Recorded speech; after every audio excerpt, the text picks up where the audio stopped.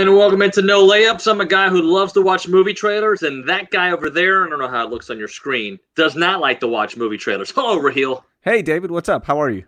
We're good. Hey, so we're a real hard-hitting political show that does movie talk and sports talk at the same time. Can I look? We got to pay off our headline. We got to talk about trailers because yesterday a bunch of trailers came out in our world of superheroes that you didn't watch any of them. I watched them all and I slowed them down and I wrote notes. We have a whole different methodology to it. But can I go on a quick little rant of political stances on stuff? Please, go for it. So in Houston, the head coach is Mike D'Antoni. He's made a thing about all these press conferences from Orlando wearing a T-shirt that says something about make sure you vote, make sure it's vote safely, if that means, electronically, whatever it may be, okay? And I literally posted the shirt and said what the shirt said. And I had everybody coming after me, not everybody, but enough people to make me want to address this on the show, saying that I and ABC 13 had a liberal bias when it comes to, I'm a sports reporter, okay? You do not know my political stance by me putting, and I had people that I'm friends with, like, you're steeping too low, David. You're above this. What are you talking about, weirdo? No. If he wore a shirt that said Fidel Castro sucks, which by the way he does, I'd put it too, right? You know what I'm saying? Like, it's just we report information and don't look. I'm in sports and I talk entertainment and and I talk knucklehead stuff as you do too, Raheel. Just because we talk something does not mean. By the way, smash the like button right now. Does not mean a political stance. Like, have you ever posted something like, "Oh, this guy, he's a total right wing." Look, the best way to put this, David, is of all these people that were critical of Mike D'Antoni's shirt and what he had on it, like voting, regarding voting. Yeah. If it was a shirt that had something they believed in, right? Like, oh, get rid of the liberals. Let's say that's what the shirt said. Right. They'd be saying, awesome job, Nuno. This is awesome. Basically, people hate when their side isn't presented and something they don't like is, so that's when they get upset at you, right? Because if D'Antoni's shirt was something different and it was a shirt that was based on their beliefs or something that they agree with, you wouldn't have gotten any comments. No, look, it doesn't. Like, I don't care. Like, yeah, I get it. You don't care, but I think like, just for to those me, it's people, like it's a shirt, right? It's a shirt. He wore it. I'm wearing a Star Wars shirt. Does that mean I'm on Luke's side, or could I potentially be on Darth Vader's side? I guess if I'm wearing the Luke shirt, but if I posted about it, though, it would change the game. Yeah, absolutely. You're right. To me, it's just like, guys, people are going to complain about everything, and that's just the way of the world now, and especially social media. So just ignore the comments. No, I can't. I know you can't. I can't. There's like Brenda says I'm stupid. Actually, I graduated from the top university in Texas. Thank you, Texas A&M. You went to Texas? Texas A&M. I thought you went to Texas A&M. I did. Yeah, the top university in Texas. But you just said something that's not factual. Yeah, the top university in Texas. No. Yeah, A&M. All right. So then, and Cindy would rather hear about the storm. And we're both meteorologists on the side. Travis Herzog has got you locked in with the storm situation, right? Yep. I can give you my perception. Right now, it's very sunny. Very sunny in Houston. Apparently, Laura's coming our way. Yep. And Cindy, make sure you download the ABC 13 app or go to abc13.com for round-the-clock coverage. There's a lot of updates, so you can definitely get that as well as watching No Layups. So you can do both in this great technology world we live in. Look, we do this show and we make it interactive, and I actually enjoy the banter. Andrew, no, you're wrong. Look at this. Hold on. Let me show this comment. He looks like a pretty smart guy, so I'm not going to mess with it. He does.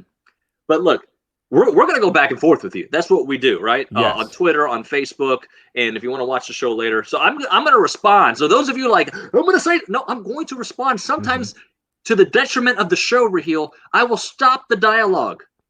Okay, I want to, speaking of dialogue, you and I, when we disagree, we don't like go hard at each other in terms of our disagreements. We understand, okay, David, this is what you believe in. This is what I believe in. We never get really upset at each other. I think this next topic, I'm going to make my case. You're going to make your case for it. It's the question in the headline of this episode. Do you watch movie trailers? And I have stopped watching movie trailers. Especially movies I'm already excited about. I don't need to see a trailer. I'm gonna let you present your side first, and then I'll convert you.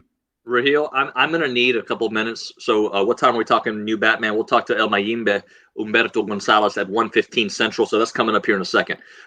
Sierra, you're right. It is fun. We're a good group of guys. All right, exactly. So yes, I am the dad who, in his movie night at home with the kids, goes through every trailer possible, even of movies I've seen. And then it's like an hour and a half later, and we're like, Dad, there's no time to watch the movie. Bedtime. Oh, I'm sorry. Let me explain to you why it's important to watch a movie trailer. And it can ruin it for you. Sometimes I don't know the storyline well enough to go into a movie. I don't want to be in the movie not understanding the stuff. Now, the only time watching a movie trailer is the wrong thing to do is when they tell you the entire movie like they did in Batman versus Superman. They tell you like the third act in the trailer, they ruin it for you. In that instance, terrible. But that's their fault, not my fault.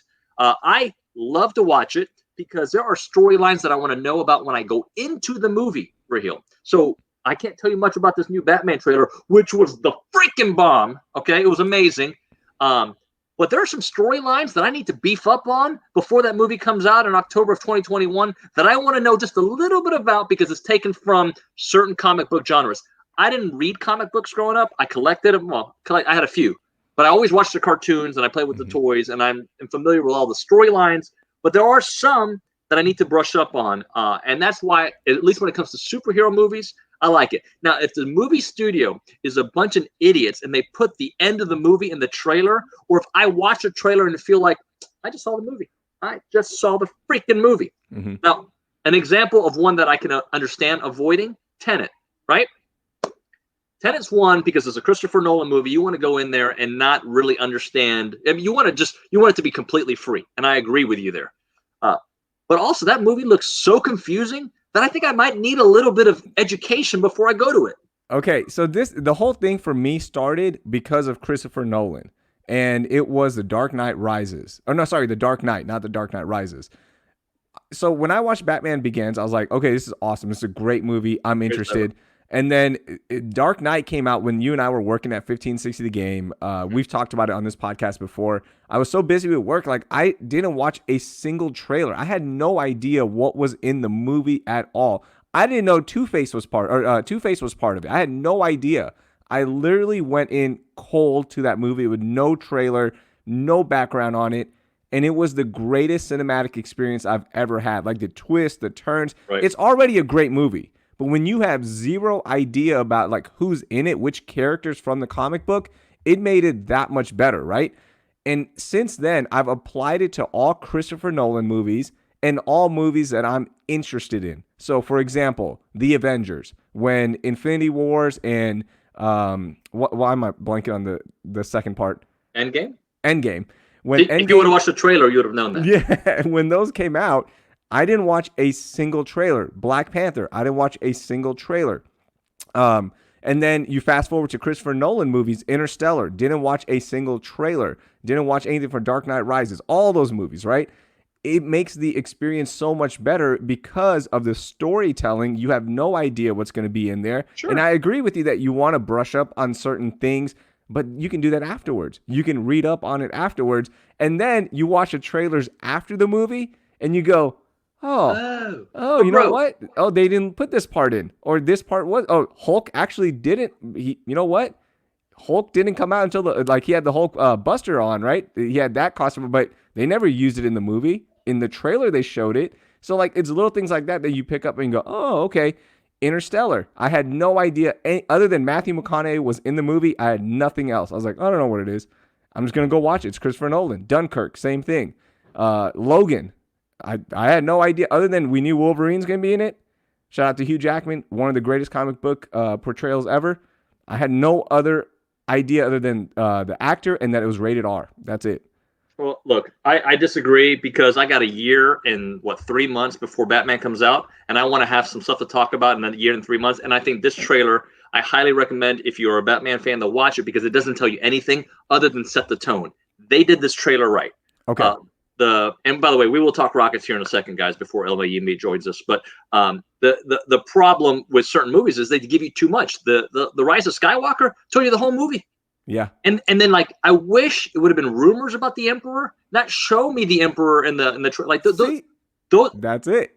But then you got to trust the movie company, right? And I trust Disney to do the right thing. Yeah. I think WB is probably going to do the right thing. Let's talk Rockets before El Mayimbe joins us. What a disaster. Tough loss, night. Man. It's something we talked about. Oklahoma City, one of the most clutch teams, the most clutch team, not one of the most clutch, the most clutch team in the NBA this season. And if they were in striking distance, they're gonna make it interesting. Now, was there a costly turnover that went their way? Yes, it did. But again, you had to play the defense, right? You had to put yourself in that position. Did Steven Adams touch the ball? He didn't touch the ball, guys. He didn't touch it. Even Craig Ackerman, the voice of the Houston Rockets. No, there's an angle that's overhead. I know the back angle, you see the ball rotate, but there is an angle that shows it over the play, and his hands are like 5 feet away, it looks like. So he didn't touch it, guys. Craig Ackerman, the voice of the Houston Rockets, said it as much. So if somebody with the Rockets is saying it, I'm going to take his opinion. It was still a disaster. You still had to stop them afterwards, and you didn't stop them. Your defense gave that game up. After PJ hits that big three, you go up 5, and then James Harden, I know he had 5 fouls, but you got to put a better effort in and not let Chris Paul just get to the hoop and get 2 easy buckets. And then the last play, the 3 that Shai Gilgeous-Alexander hit, James just lets him go, and House had a horrible collapse where he should not have left a shooter, and he did. So that's part of it as well, and that changes the whole game.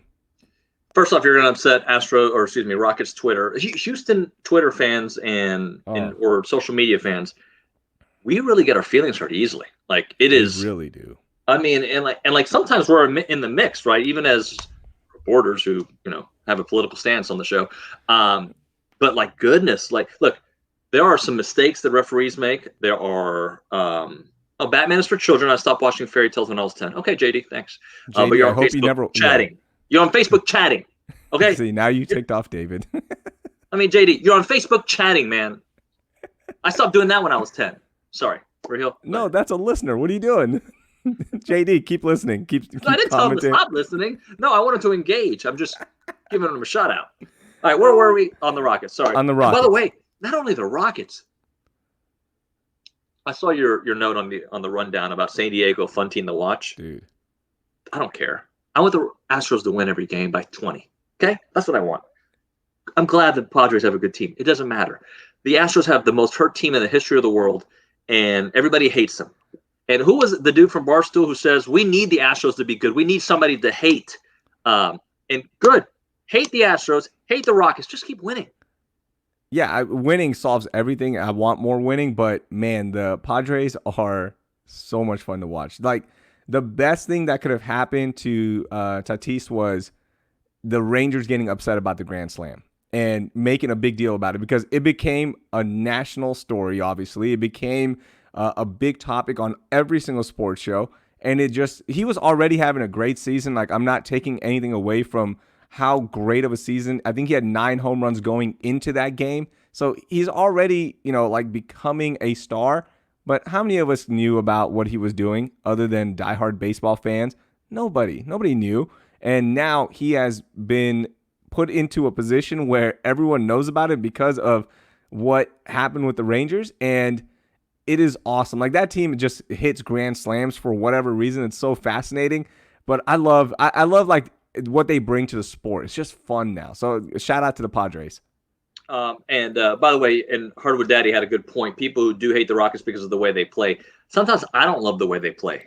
Sometimes it's a thing of beauty. It's the weird thing about the Rockets, because when it works, it's beautiful. But you always expect it to not work at certain points because of the way they play. Like, I'm sorry, there was towards the end of, I believe, fourth quarter, James kind of called everybody off. I think he pushed PJ to the right, all the rest of the guys on the left, and he did his little play. Like, I know he's one of the most efficient scorers in the half-court set, but I just don't think it's smart basketball, personally, at the end of games. That's just me. It's just I disagree with it. But, hey, the analytics say it works, okay? So I get it. I just don't like the way it works in crunch time. And Raheel, we're gonna pause for a second. I think we got Umberto there, but now I see nothing but mountain. There he is. So let's bring on Umberto Gonzalez on the show, our good friend who is the scoop master at the beach. Where are you, Umberto? Hi, how you doing, guys? I'm at Staircase Beach in Malibu, recovering from yesterday's epic DC fandom. we got bombarded, so it's like I needed a day off. How you guys doing? Good, man. Hey, I got to ask you this, and I can tell it's probably windy out there, so you're putting your head up to the thing. Raheel doesn't like to watch trailers because he doesn't want it to be spoiled when it comes to a movie. You have to watch it because it's what you do for a living, obviously, to talk about things on the wrap. What is your philosophy, though, as a fan, watching trailers and not watching trailers? Well, watching trailers, there's nothing to spoil in the movie because it gives you just the basic details that you would get in a simple log line or synopsis if you were reading a blurb in a paper or a website. So, Raheel, I strongly recommend you watch the trailers that were put out yesterday because you're missing out on quite a treat and quite the rise of the DC brand. Yeah, it is. I mean, we got Suicide Squad, we got Wonder Woman 84, we got previous concept art we got the Flash. Okay, they showed Michael Keaton with Ezra Miller's Flash as concept art, and that's all over social media. It's exciting. We got the Batman. We got basically what it comes down to. We got 3 distinct Batmans coming at us in the next year or two, each with their own flavor and basically something for everybody. But basically DC fandom closed the house, rocked the house, and closed it with Robert Pattinson's first debut as the Batman, which I was a little suspect, but there's a scene in there that erased whatever hesitation I had about him being the next Batman for future generations. It's incredible. I had to take my headphones off. What's amazing is they put this trailer together based on just 7 weeks of shooting with still another 11 weeks to go. And what they showed was amazing. Basically, like Batman in his second year or like 18 months in through a David Fincher lens. This is a kind of movie that wins awards just on the presentation of the aesthetic that they gave yesterday. So I'm sure you guys got questions. Yeah, well, it had a 7 feel to it. Raheel, I'll jump in because I know you didn't watch it on purpose. What I liked about it was how gritty it looked, how real it looked, and like you mentioned David Fincher there, it was like 7 with a guy with a mask. Like, Batman was there, but it was like the movie 7. Exactly. Like, my favorite moment from that trailer is when he lays into a guy and says, "I'm vengeance." That sold it because not only are we getting a detective story, okay, and it looks like the origins of some of these DC iconic rogues gallery, but we're also getting the brutal, bone-breaking enforcer that he is. Because remember, Batman's a decathlete who dishes out punishment, and that's the thing that I was most concerned was that does Robert Pattinson look like a guy who could dish out punishment? That trailer erased any doubt. It was a home run for DC, for Warner Media. Even my girlfriend, who's not even a fangirl, said, "Oh my God, that looks amazing," because it looks like a movie like that David Fincher directed. Umberto, there was a lot of doubt going into this because everything was going to be virtual because of the pandemic, but they really pulled this off. I mean, it was trending all day long for DC. How big of a moment was yesterday? Not only did it trend nationally, it trended worldwide because it's a 24-hour event. So basically, they created these like the virtual hall of heroes. Sure, Comic-Con was a massive disappointment. Just Zoom conversations on YouTube. At least this has some production value. Blair Rich, who's a president of worldwide marketing over at Warner's, Jim Lee, and that whole crew put together quite a showstopper. Basically, not only did we get Zoom, but we got these virtual backgrounds of all, like in the Batman panel, you could see his artwork, Jim Lee's artwork, and then in other panels, they would intercut with footage, intercut with the concept art, because a lot of these movies haven't even started production yet. And it was just an amazing show. So basically, it was a worldwide fan experience, strictly made for the fans. It was a smash hit, a home run. Everybody enjoyed it, not only domestically, but around the world. Social media reactions were through the roof. Again, not only national, but top 5 worldwide Twitter trends. It was amazing. Comic-Con didn't even do that. This was a must-watch, a needed, necessary distraction as well from what's going on in the world right now. But I was floored yesterday. Words cannot describe. I'm still on cloud 9. I'm exhausted, so that's why I needed a day at the beach. Hey, Umberto, I got to ask you too, because Marvel's obviously dominated for so long, and DC's had these blips on the radar where you think, all right, maybe they're coming back, and then they have these huge letdowns. How big is this for DC moving forward, and maybe just superhero movies in general? Oh my God.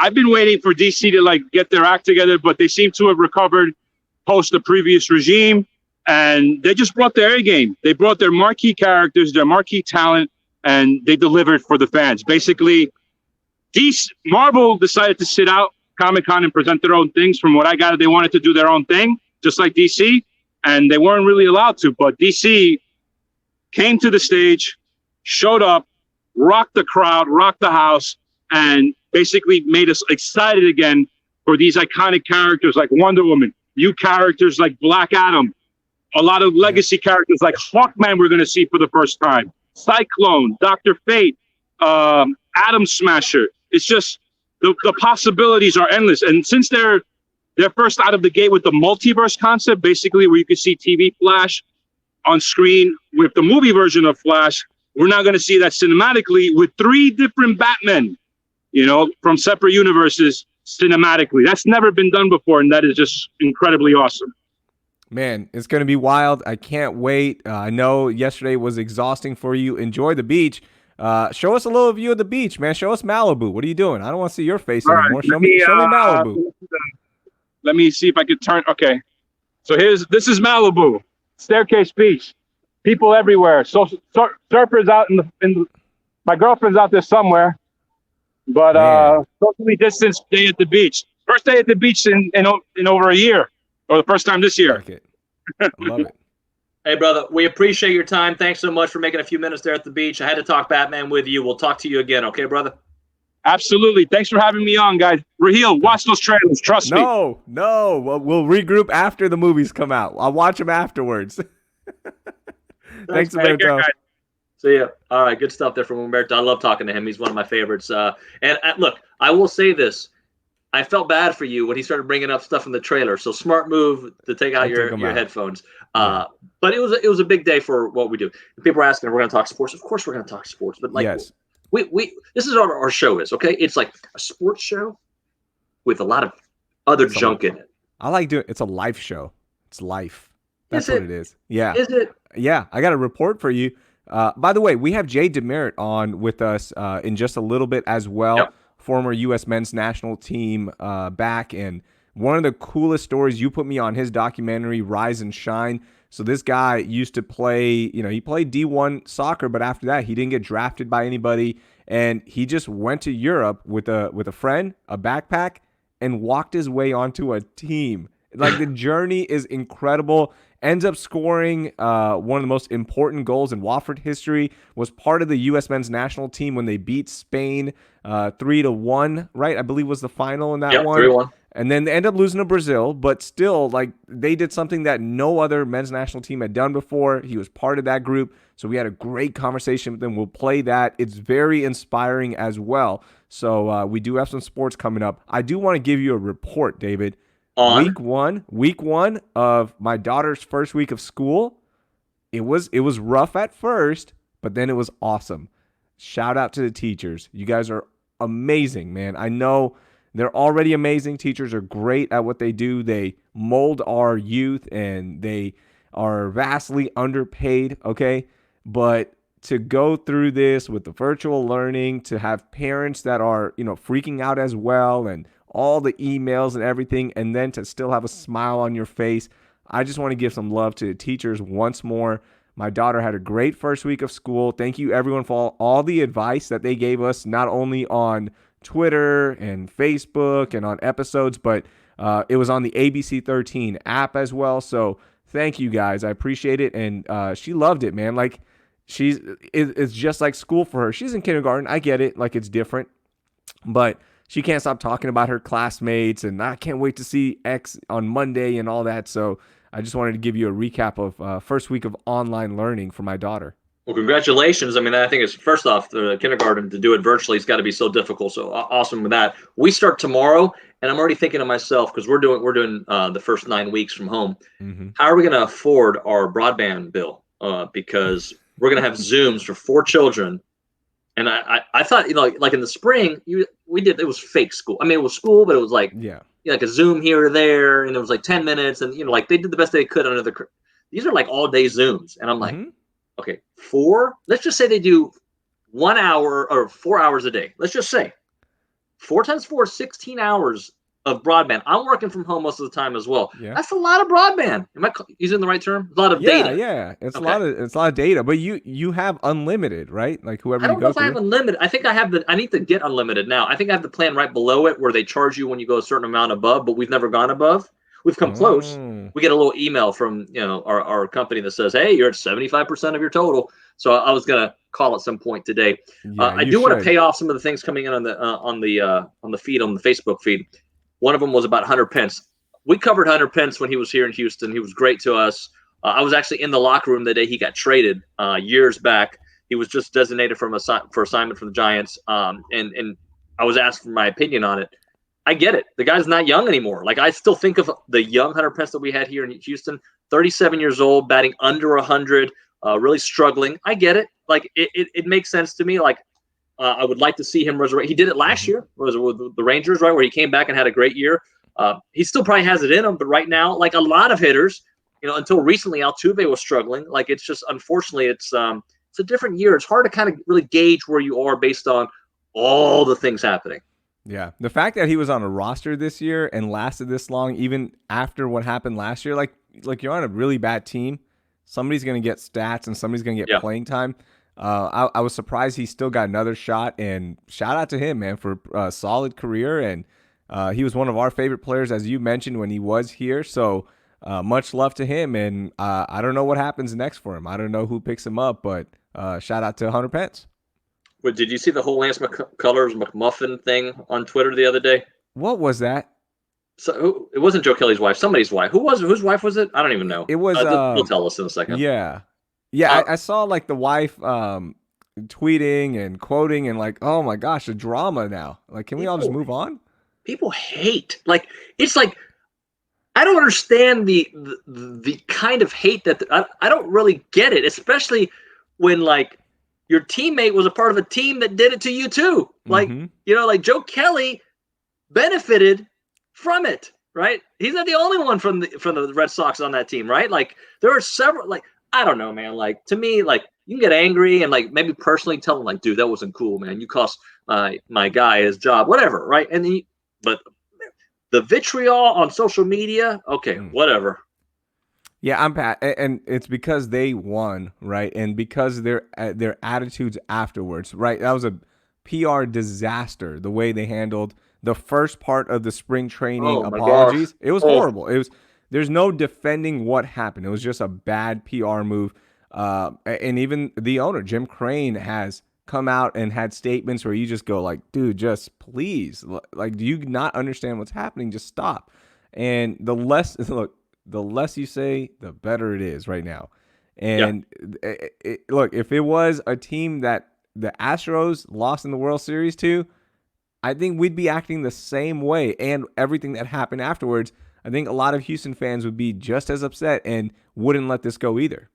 I don't know, man. Like, I mean, yeah and no, right? Like, I'm still mad at George Karl for doing illegal defense in 1996 against the Rockets, right? When they swept them. Like, to me, that was not allowed. But like, I'm not gonna, move on. Yeah. But yeah, like it's like, let me give an example.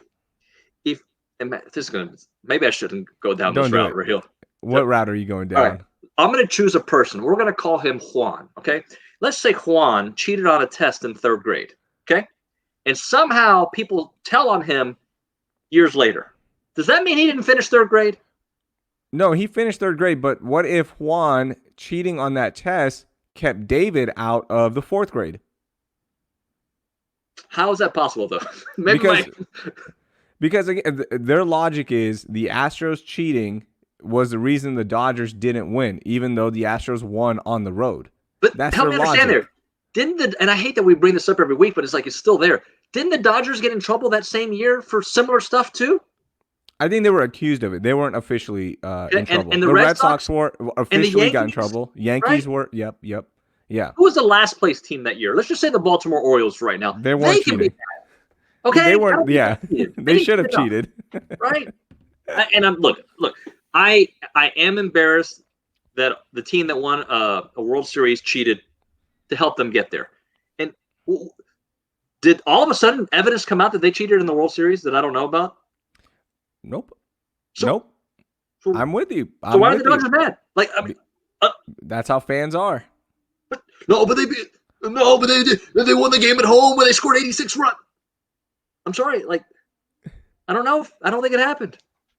Speaking of LA, real quickly before we get to our Jay DeMerit interview, which you guys have to listen to, it's super inspirational. Kobe Bryant. Today is Kobe Bryant's birthday, 42nd birthday would have been. Rest in peace to Kobe and his daughter and everybody on the helicopter. Tomorrow is Kobe Bryant Day, 8/24, because it signifies his 2 jerseys, and there's a bunch of cool stuff being put out by Nike, and it's going to be a big celebration on the NBA broadcast. The Rockets are playing tomorrow as well. Your best Kobe Bryant story on his birthday today? The best Kobe Bryant story, honestly, I don't think I give him enough props during his playing days. But I would say my best moment is watching the Muse afterwards. Is that how you say it? The Muse, the Showtime documentary, and just seeing how, I don't want to say similar, because similar is not but the qualities he had.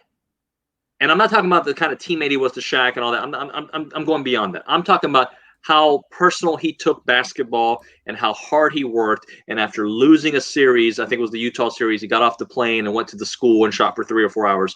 That's the kind of stuff that resonated with me, where it was like, wow, man, during his time, we all have enemies that we don't like, right? And he was an enemy to me. I was more on Team Shaq. I was obviously a Rockets fan, so I didn't like, they were the enemy. And really not appreciating his greatness most of his career. Towards the end of his career, we all kind of take it. And I have to admit this, because of Kobe, I try to look at LeBron differently, because I look at LeBron very similar to Kobe. Like, we all have our idols, right? Like, to me, Michael, nobody will surpass what Michael Jordan was able to do. Nobody's going to be better than him. But I think sometimes it's unfair from people from my generation to look at the younger guys that came up after and not belittle, but maybe underrank their value. They're all amazing. And I think Kobe deserved, from a basketball perspective, I'm not getting to the off the court stuff, from a basketball perspective and the amount of hustle and heart that he had, I just think that's what resonated with me. My favorite story is when I first met Daryl Morey. When we first moved here, we had a lunch with him. Yep. Were you at that lunch? Yeah, I was there. Yeah. And I was wearing my Kobe Bryant jersey with the Houston Rockets meeting. I remember that. Yeah. And I told Daryl, I said, of course he gave me some beef, or heat, and it was fine, like whatever. And then he told us they're doing a media 3-on-3 tournament, and I told him in Kobe's spirit, I said, we're gonna win that, by the way. Like, why even play it? And we went out there and dominated. And you played in Kobe's one year as well, because I gave you my Kobe's. Yeah, I played those. Shoes. You played in those, and then I had a chance to interview Kobe after a game one time. He called me bro, which was my favorite moment ever in sports. So we used it on the radio often. Yeah, I still have the remix we made of it. So his mentality, his work ethic, and he rubbed people the wrong way. We can't forget about that. Like, he also threw a lot of fits on the court, but at the end of the day, he always wanted to win. And I don't think we get that in sports as much as we think we do. There's guys that like winning, and there's guys that need to win. There's a huge difference. So we got to get to this interview here soon, because it's long, and I want to make sure everybody has a chance. But I do want 2 quick things. I want to do one more Rockets thing, and also tell you a story that you probably have heard before, but our viewers don't know. I used to work for the Dallas Mavericks, and your story about the Kobe's with Daryl Morey reminded me of a story. Well, Don Nelson was the coach at the time. He used to do like a 3-on-3 game night at the practice arena for all the staff. Okay. And I grew up in Houston, and I had just moved to Dallas. It was fresh, maybe a few months, a year, whatever it was. And I showed up to, I believe back then, Reunion Arena, if I remember correctly, in a Hakeem Olajuwon jersey. And I wasn't thinking, okay? And there's a follow-up story to this. I wasn't thinking. I was just like, whatever. Like, I'm wearing a Dream jersey. Dream's the greatest center of all time. I'm going to wear it, and people aren't going to be upset. I got looks from Donnie Nelson, the son, who's I think still the general manager of VP. I got looks from Nelly. And then Danny B, I won't say his last name, Danny B gave me a look. He goes, "You do not go to the Pepsi factory with a Coke shirt on, bro. And they made a big deal about me wearing a Dream jersey, but I'm still very proud of doing that. The other follow-up story, not really related to this, Raheel, you'll remember this. When we worked at 1560, there was a series between the Astros and Cubs. Yes. Remind me what happened, but I believe it was like a postponed, or something happened with the hurricane where that series was kind of pushed back, and we were broadcasting from across the street. In 1560, the game, the station we used to work at, made these shirts, and on the back of it, I believe it said, 80 years of suck or something to that effect. Yep. Because the Cubs at that point hadn't won a World Series and whatever it was, right? And I had the assignment of going to the Cubs clubhouse and interviewing players. I did not realize when I walked into the Cubs clubhouse that my shirt said that. And I go to the manager, whoever it was, maybe it was Lou Piniella, and then I go to this, and the PR guy calls the Astros, and they revoked my credential for the rest of that series. I wasn't thinking. I was just wearing a shirt, right? We were doing a pregame show. That's why we were doing a pregame show. We had to wear our station T-shirts, and then we went right across the street, and you walked in with that 80 years of suck shirt, and ooh boy, I remember. And I was getting looks, and I didn't know why. I was like, "What's up, bro? You got a problem?" I'm thinking I was I'm like, too cool. wow. And I legit, I was like, oh my God, I think David's about to get fired because it was that. And then, of course, our boss at the time, John Coronado, was like, it's okay, Whatever. guys. It's whatever. It's great publicity for us. Honestly, I didn't go in there thinking I know you did at all. Yeah, because you are a professional. I know you didn't go like, oh, let's go try to do this. No, it was not a stunt. It was just a mistake. And that's why they gave you your credential back, because they knew, okay, it was David. It wasn't some dude just trying to pull. It wasn't a radio guy trying to pull a stunt so people talk about him. Right. We were all wearing it that day, if I remember correctly. Yeah. And I do want to get back to the Rockets for a second, because a lot of people it's one or two plays make such a difference in the way you look at an entire series. If was it Daniel House who had the 2 free throws at the end? If he hits that, the Rockets are up 3-0. We're not complaining. We're not discussing what went wrong. We're just saying the Rockets are better than the Thunder. He misses that. There were some other shots. James missed some. He was struggling from the free throw line for James Harden standards. He fouled out in overtime. That kind of deflated them. But one play or two, you can go all the way back to the Rockets championship wannabe run against the Warriors a couple years back where Chris got hurt. 1 or 2 plays in that game, and they win that, right? That's why they hit 4 3-pointers in Game 7. They probably win that game. If they don't go 0 for 27, and a lot of those are wide open threes, they hit 4 of them maybe, they probably win that game. So that's why they say each possession in the playoffs matter.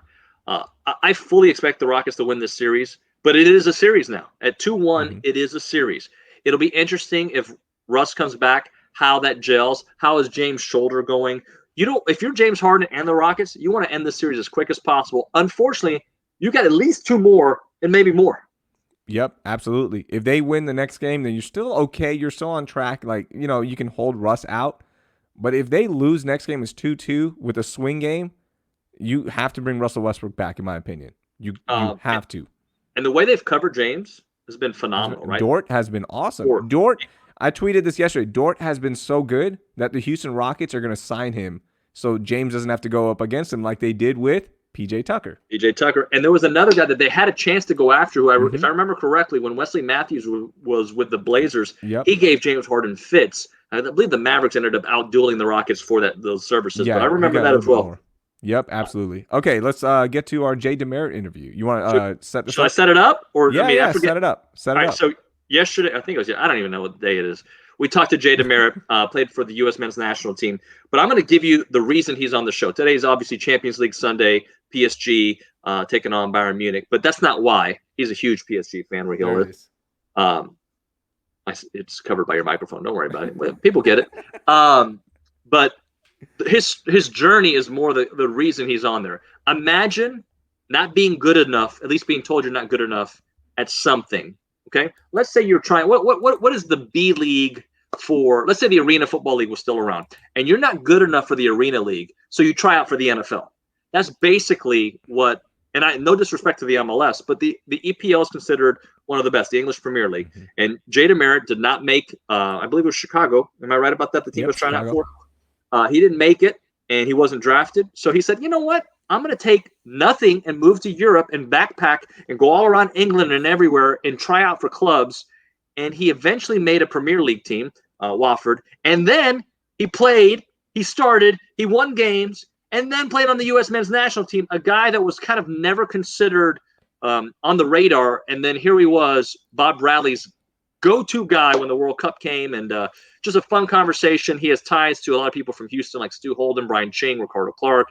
But his journey is I think, is a teachable moment for whatever sport you're into, whatever industry you're into. If we went through it ourselves, Raheel, when we're trying to get into the TV radio world, like you sometimes have to fight for each inch and not let those, you can put it up, and not let those, news directors that don't want to hire you and program directors that don't want to hire you, that should help motivate your steam, not the reverse. And that's what Jay DeMerit brings.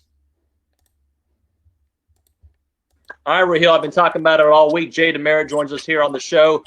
Jay, I was familiar with your story, but then watching your documentary really kind of changed the way I saw your journey here.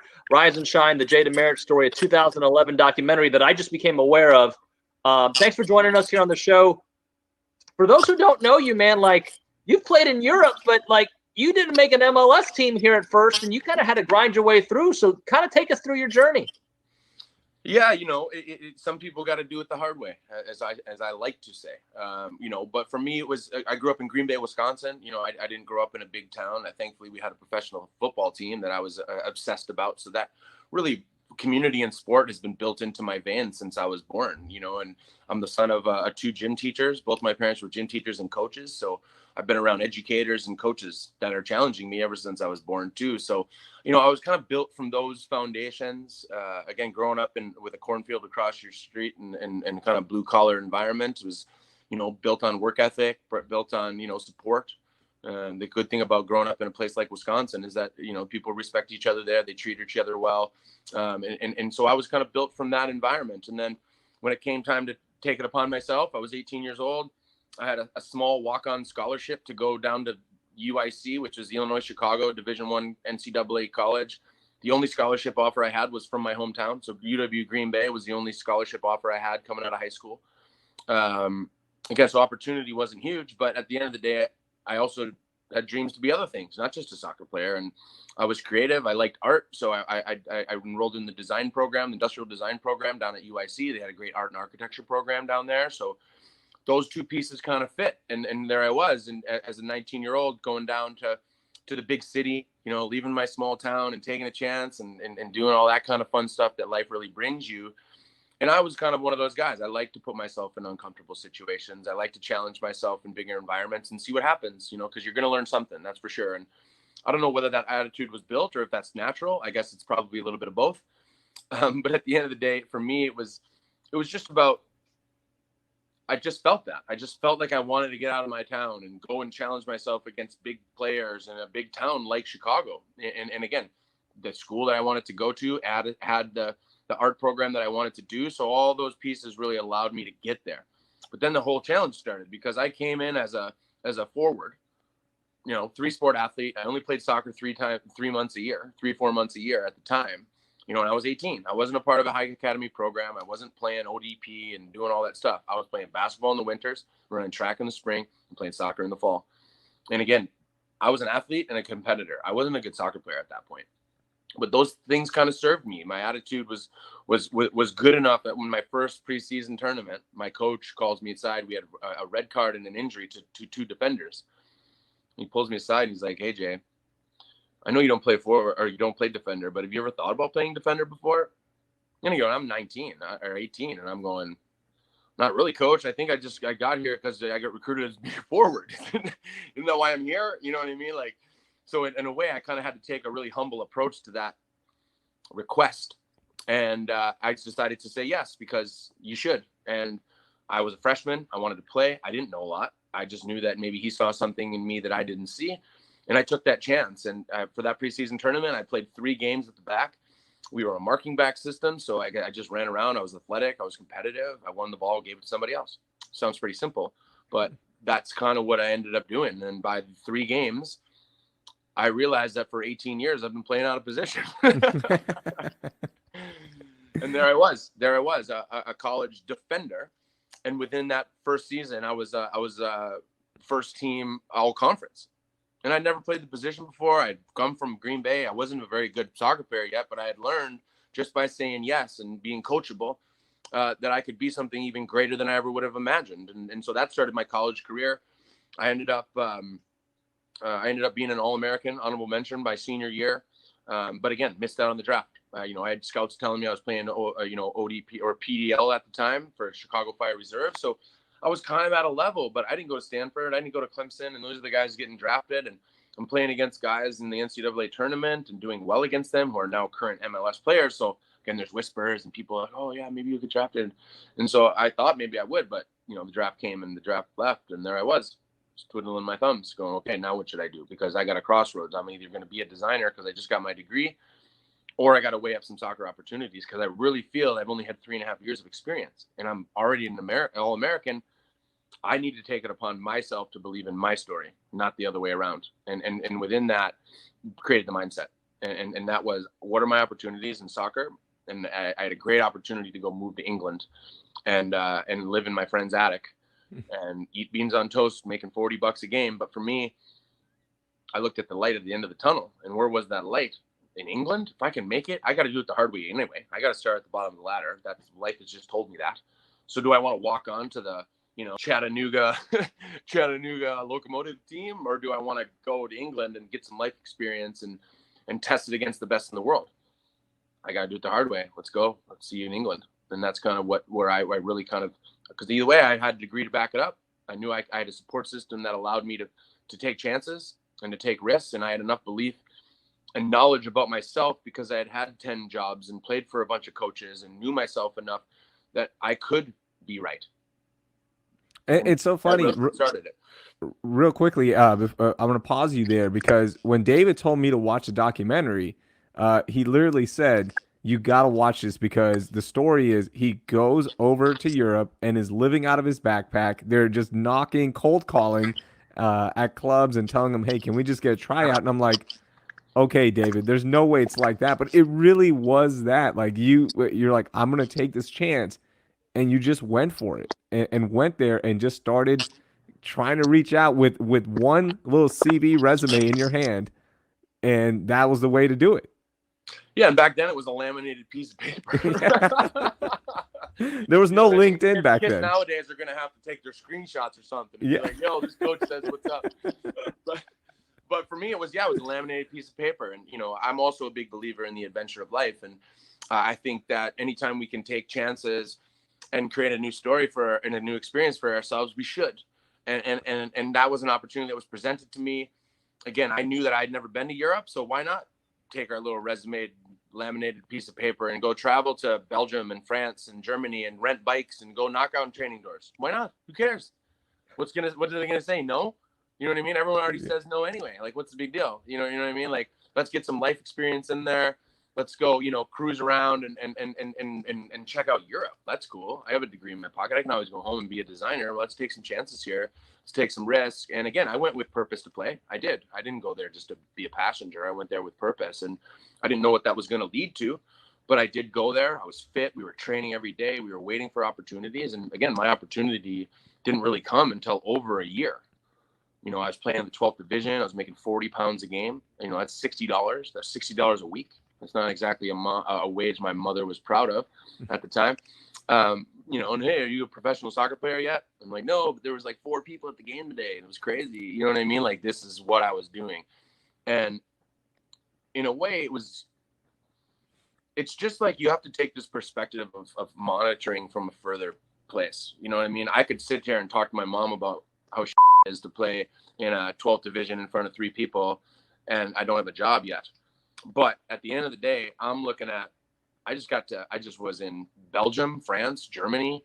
I went to my first second division English game, QPR Tranmere, which I saw what English football was. And I saw how passionate the fans were and how those stadiums can create magic. And I was like, I need to be here. I need to do this. I need to do what's necessary. So that's, again, I was working out every morning. I was staying fit. I was ready. And now the next thing I needed was opportunity. And as I started to work my way up, again, anyone that understands my story, I started as a sub on a Sunday league team. That's a pub league. You got to bring your own nets. Like, for real. And I was a sub. So I had to wait there, sit on the bench, just be like, yo, all right, I'm ready. Whenever you're ready, I'm ready. And I'm ready. And then, but then again, I got my chance, and then I started working. And then by the end of that first season, I had a 3rd division tryout. It was only 87. I drove 2 hours one way with no money to get to the game, and they put me in the 87th minute. But perspective says that sucks. But perspective also says you just got a 3rd division trial, dude. You just went from the 12th division to the 3rd division in 1 year. What happens now? Do you keep going, or do you listen to the noise and be like, oh, you had your chance and you didn't make it, man? You know what I mean? Like that. That's what happens. That's a way to think about it. Oh, I've been here for a year and I had my chance at pro and I didn't make it. But the story says I got 3 minutes. No one's going to make it in 3 minutes. Nobody. Because I had no opportunity to show it. So my perspective changed very quickly to, you just got a 3rd division trial. So that's positive. That's in the right direction. That's progress. Look at that. Don't look at the failure that's in front of you. It's not a failure. It's success. You just jumped 7 divisions. That's incredible. Keep going. And so that's what happened. And I went home to Chicago that off season. I worked. I was a camp counselor. I played men's league and got paid $200 a game, and came back. And when I landed on English shores, my 9th division team had gone to a different club, and he was like, we got a friendly against Watford in preseason. You should come do preseason with us. You could play against them and do well. Okay, sounds awesome. Let's go. And so that's what happened. And I went there and I played against them. Serendipitously, they didn't have any money to buy any other players. I showed enough and was ready for that appearance and ready for that game that they took a liking. And they said, what are you doing? I said, I've been here for a year, in the doldrums of mud and cows, but I'm here and I'm ready for my opportunity. And that from then they take you on trial. So it was a 2-week trial. I got to play in 2 reserve games with their second team, and mainly youth players and their guys that don't play. So I never even really trained with the first team, but it was enough. And then the story famously goes to the coach calling me in his office, and he says, hey, the first team's got one last preseason friendly tomorrow. It's against a Spanish team called Real Zaragoza, La Liga 1 team. Just beat Real Madrid in a Copa del Rey final the year before. They're coming to town. It's our last high-profile game. It's at the stadium. There'll be 25,000 people there. You should come check it out. I'm like, okay. So I come in. I have my wind-up camera, as the story goes, and I walk into the locker room, and sure enough, he's got me in the starting lineup with no other player I've even trained with, let alone played with, all first-team guys. And I'm like, you know what I mean? You didn't even tell me. And so I'm like, I'm freaking out. And I'm like, so I go to the bathroom stall, famously, like, hand in my hands, like he didn't tell me, like, what's going on? Like, how did he not tell me? And I'm already being a victim.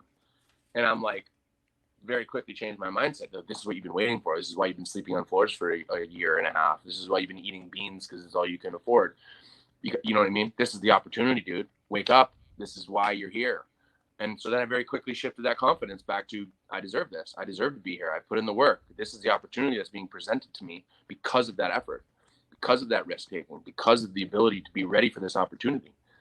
They wouldn't have put me in if I hadn't played well in those reserve games. They wouldn't have put me in if I hadn't trained well with the reserves.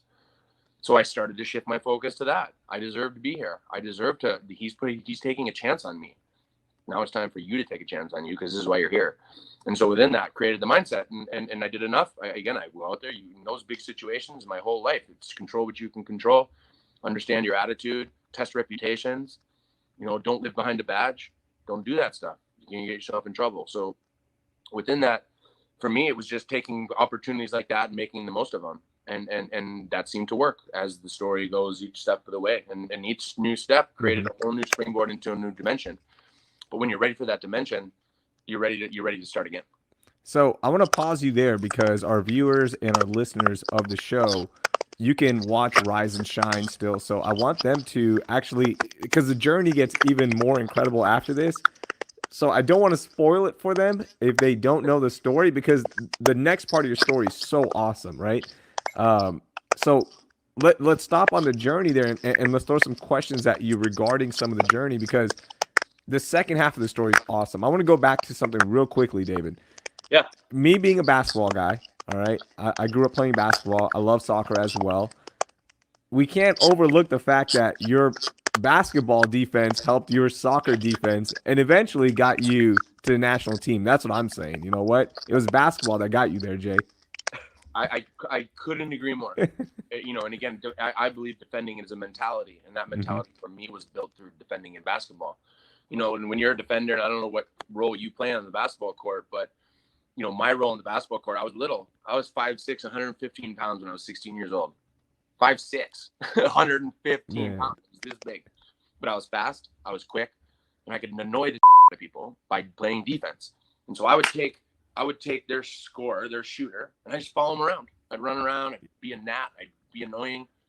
And I competed and never gave them an inch. And you go tell me to do that in a box, in a corner kick, it's the same exact thing. It's the same. And so, again, that mentality was built through years of shutting people down from a layup or a 3-point shot. And you can do the same thing on the back end of a corner. And so again, I totally hit the ground running as a defender because I had that mentality built into me. And I believe that defending is a skill set third. First, it's the willingness to actually have a mentality to compete. Second is actually doing that. And then the third is the skill that comes with it. But the first two things is literally mental. I want to stay on that mental part, Jay, because when you got to Europe, especially when you're traveling on England, could you tell a difference in the caliber of players from the U.S. to England in those times? Was it a huge adjustment to the speed, the soccer acumen? How was that? Technically, there was a little bit of a gap from what I was used to. Like what I loved about England is like the diagonal ball, someone that can just take a touch and hit a 40-yarder straight to where it's supposed to go. Like I hadn't really been built from that. It was, because in America, especially in college soccer, it was more athletic built. It's physicality, it's athleticism, because we take technical second before athleticism in America. And there's nothing wrong with that. It's just a different order.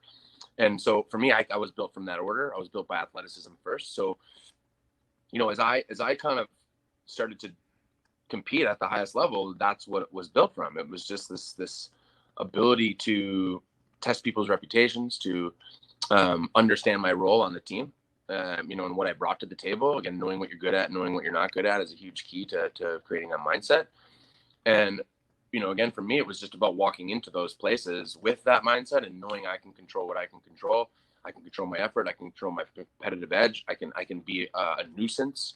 I can compete. And then I can test their reputation depending on what that player is. And if I do my prep, if I do my research and I come in prepared, more times than not, I was on the right side. And that started to put me into these next dimensions, because it didn't matter if it was a Sunday league sub appearance or walking out at Old Trafford. For me, the mentality was exactly the same. Let's talk about the national team and what you guys accomplished with that group. It's my favorite group of the men's national team and the soccer team, where 2009, the Spain upset, right? You beat the number one team, and then you fast forward to the World Cup, and it was such a incredible journey, what you did against Great Britain. And you fast forward, you get into the knockout stage, and it was just so much fun to watch that group.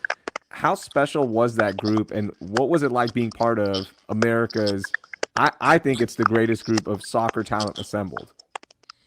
Well, thankfully, our results have proven that. But, again, we always appreciate that, because I think that team was probably the best team I've ever played on. Again, I've played in a lot of different teams in a lot of different places. And teamwork is, when done right, is so powerful.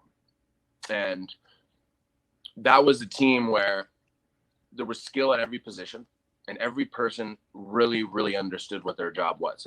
We've talked about this a couple of times already, but, I think one of Bob Bradley's real talents was assembling the group. The 25 guys he brought in every week, or every friendly or every appearance, was tactical. It was well thought out. Bob was a tactician at the deepest level. We always used to make fun of him. He had a DVD player taped to his head because he just watched game tape all day long about who we're playing, what players are doing this. And, again, that served us well, is because we were a group that really liked each other too. We loved playing next to each other. Timmy's in my ear. I got Bocanegra to my left. I got Big Gooch here. He's just a huge physical presence, and I'm running around just being a renegade as I do, disrupting and doing what I did. And within that, Steve Cherundolo, the most steady right back we've ever had in the U.S. national shirt. He's just this calming influence on the right side. Chill, easy. You got your Landons and your Clints who can turn a game like that because of their talent. You got worker bees like Ricardo Clark and Michael Bradley, and they're doing what's necessary for the team. Guys like that and myself, we're moldable. We just tell me what to do, coach, and we'll go out there and do it. Whether it's Ricardo, you got to shut down, Steven Gerrard in the middle, or Jay, you got Rooney, you got to go wherever he goes for this first game in England. Oh, and by the way, he's the Premier League Player of the Year this year, so good luck. You know what I mean? And like the crazy story goes is I had a full corneal transplant 6 months before the World Cup, so I had somebody else's window in my eye, and I played with a stitch in my eye for 3 months just to get fit enough to make the World Cup squad. And I got my stitch taken out right before the World Cup, and my cornea collapsed when I got to South Africa. And so I didn't see until the 3 p.m. on the day of the England game. I was blind in my right eye for 8 days after the Australia game. And I had to wait for the contact to be delivered from my surgeon in London because South Africa did not make contacts that strong. Wow, man. So I was blind in my right eye until 3 p.m. on the day that I had to play against the best player in the world. That's incredible, man. Hey, you mentioned Rico there a second ago. We're big friends with Ricardo Clark and a couple other Houston names I'm going to throw out at you. Brian Shing and Stu Holden. I know Stu was in the documentary. Just some thoughts about those guys. Well, Stu is my roommate. Stu to this day is still one of my best friends. He's an incredible guy to have in the locker room. Super positive, super happy, very skilled at what he does. Again, he's a process guy, so he just gets better at whatever he does. Now he's calling World Cups. He plays in one, now he calls one. And Jay, you might be his best friend, but I think John Legend is his new best friend. I mean, he's traveling with John Legend and Chrissy Teigen. Trump by John Legend. No problem. No pun intended, by the way. Yeah.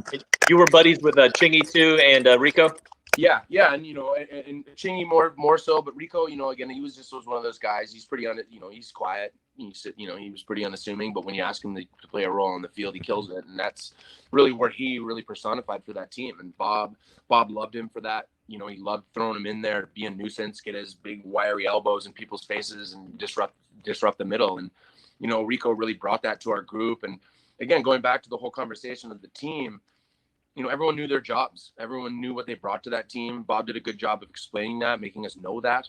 And ultimately, we just, again, loved playing with each other. And that reflected in our performances. That reflected especially in that whole Confederations Cup was kind of my coming out party. I hadn't had really any appearances for the national team. I'd been in the setup for 2 years, but I had 2 appearances, I think, in a Gold Cup. And so that was kind of my first games in the U.S. national team as a starter were Italy, Brazil, and Egypt.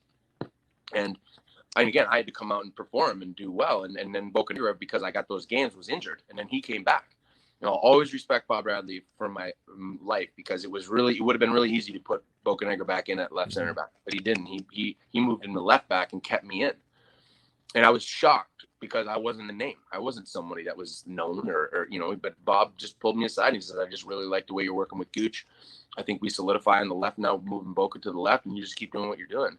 And we made the final. We beat Spain, and that was really this whole kind of, who's this dude? you know what I mean? And again, I love that. I love that role. I think that role not only just pumps me up, but it's something that I was kind of born to play.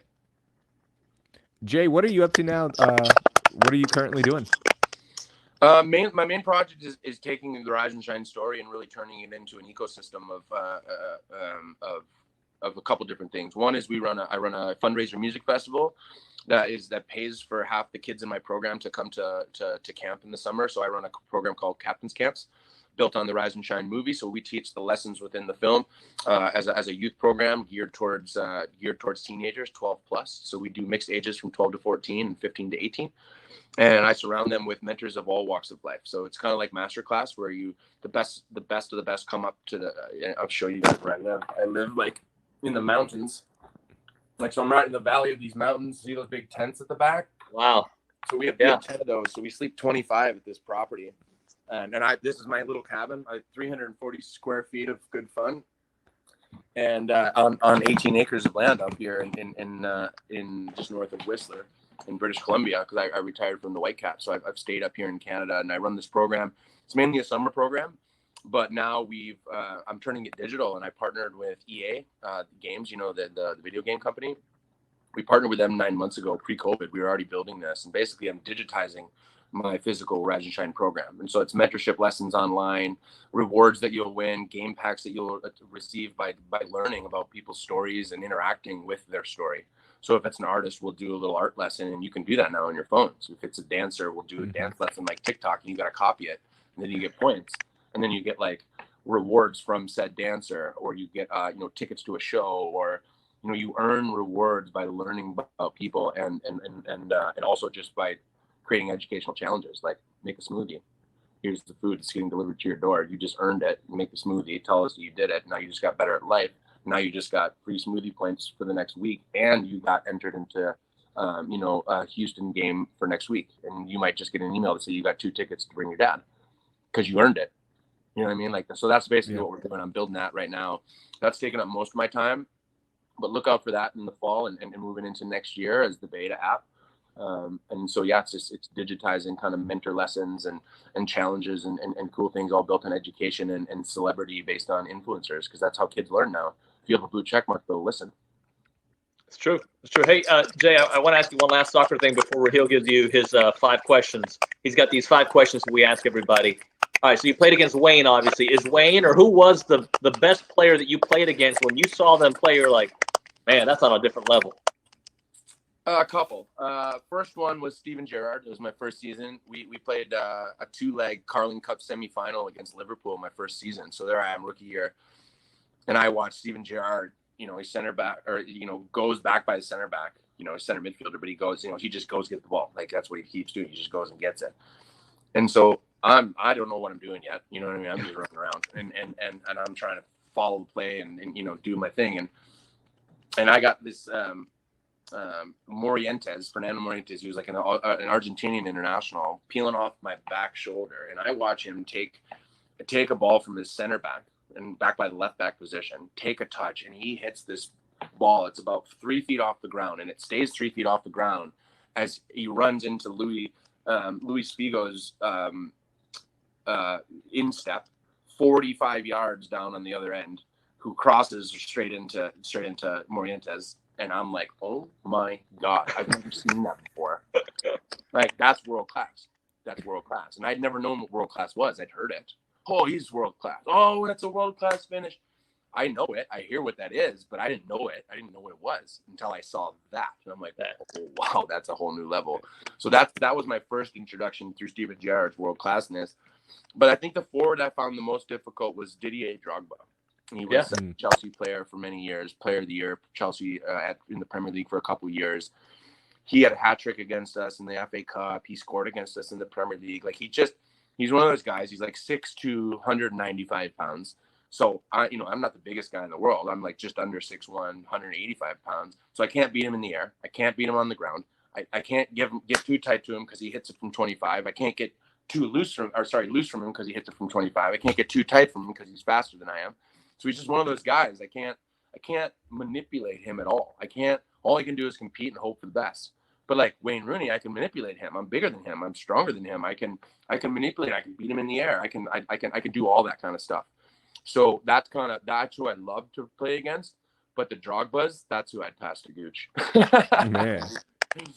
All right, let's do our same 5 questions. Jay, are you ready? We ask these same 5 questions to every guest. All right.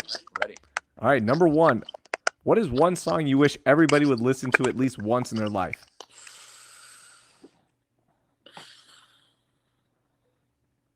Rocket Man, Elton John. Did you watch the movie yet?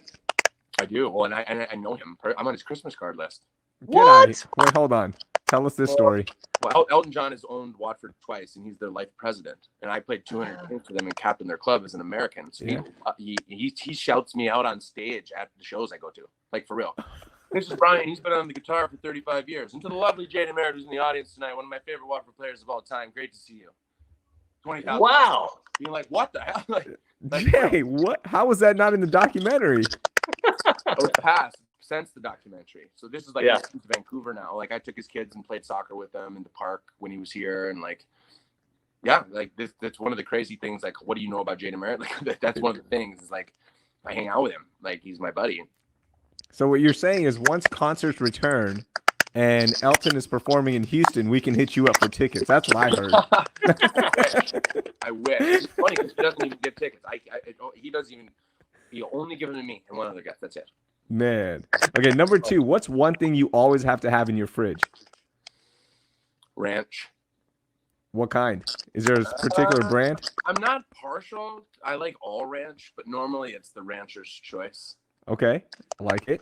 Number 3. What is one place you want to visit that you haven't yet?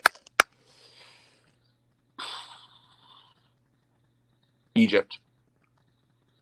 I want to see like the pyramids and stuff, and like I want to go do that kind of desert stuff. Man, that'd be awesome to see. Go check stuff out. All right, number 4. Who's one person you want to have coffee with that's alive?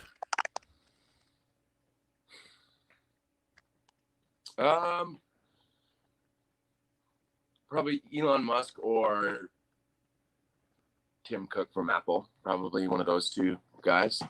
Nice. Good ones. Because he was probably the most famous product designer of all time. Yeah. Yeah. Elon would be interesting because he'll probably like redesign the coffee cup you're holding, and you wouldn't even get a chance to drink your coffee cup. Yeah, he'll just touch it and it'll just change shape. Okay, last one before we let you go. What's one app you want to delete from your phone but you just can't? Let's see.